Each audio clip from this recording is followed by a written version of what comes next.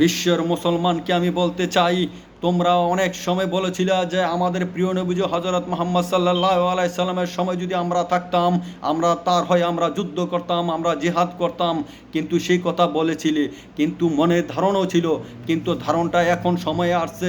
আজকে আল আকসা ও ফিলিস্তিনের উপরে যেভাবে আক্রমণ করে সাধারণ নিরীহ মানুষগুলো মারতেছে, তুমি চেয়ে চেয়ে দেখতেছো। তোমার যে আফসোস ছিল যে আমাদের প্রিয় নবীজি হজরত মুহাম্মদ সাল্লাল্লাহু আলাইহি সাল্লামের সময় যদি আমি থাকতাম, তার হয়ে আমি যুদ্ধ করতাম ইহুদিদের সাথে, সেই স্বপ্ন কিন্তু তোমার বাস্তবায়ন হওয়ার মতন একটা রাস্তা হয়ে আছে।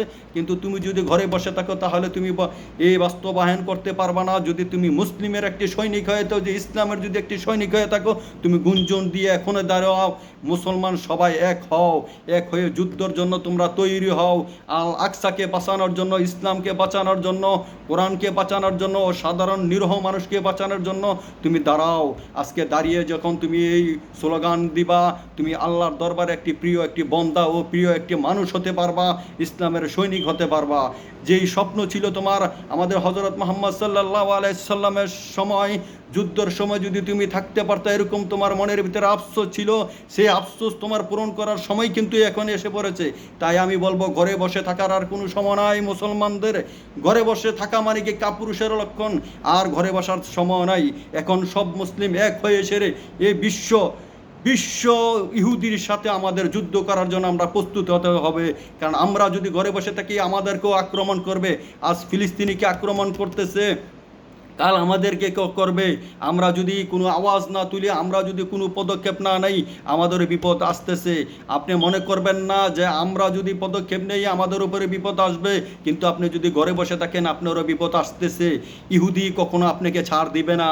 আর যদি ইহুদি থেকে বাঁচতে চান আর ইসলামকে যদি ভালোবেসে চান, তাহলে ইসলামের সাথে এক হয়ে বিশ্ব মুসলিম গুঞ্জন দিয়ে দাঁড়িয়ে যাও। আমরা জিহাদ করতে প্রস্তুত, আমরা ইহুদির সাথে যুদ্ধ করতে প্রস্তুত। আমরা মারামারি চাই না, কাটাকাটি চাই না। কিন্তু তারা যেহেতু আমাদেরকে আক্রমণ করতেছে, আর ঘরে বসে থাকার সময় হয় নাই আমাদের। এখন আমাদের উচিত আমরা এখন ফিল্ডে নেমে আমরা যুদ্ধ করার জন্য প্রস্তুত নেওয়া দরকার। কারণ আমরা অনেক সময় দিয়েছি। আজ এই আল আকসা ও ফিলিস্তিনের উপরে যেইভাবে অত্যাচার ধীর বাড়তেছে, আমরা আর ঘরে বসতে থাকতে চাই না। আমরা ইসলামের একটি সৈনিক হয়ে, আমরা হজরত মুহাম্মদ সাল্লাল্লাহু আলাইহি সাল্লামের একটি সৈনিক হয়ে আমরা আর ঘরে বসে থাকবো না। আমরা এখন ইসলামের পথে নামবো। আমরা একটি বিশ্ব জয় করে ইসলামের পতাকা উড়াতে চাই। তাই আমাদের এক হওয়া জরুরি দরকার। আল্লাহর কাছে যদি আমরা ভালো একটি লোক হতে চাই, ভালো একটি বন্দা হতে চাই, ইসলামের সৈনিক হতে চাই, তাহলে ইসলামের জন্য জীবন দিতে প্রস্তুত হন, তৈয়ার থাকেন। আল্লাহু আকবার, আল্লাহু আকবার, আল্লাহু আকবার।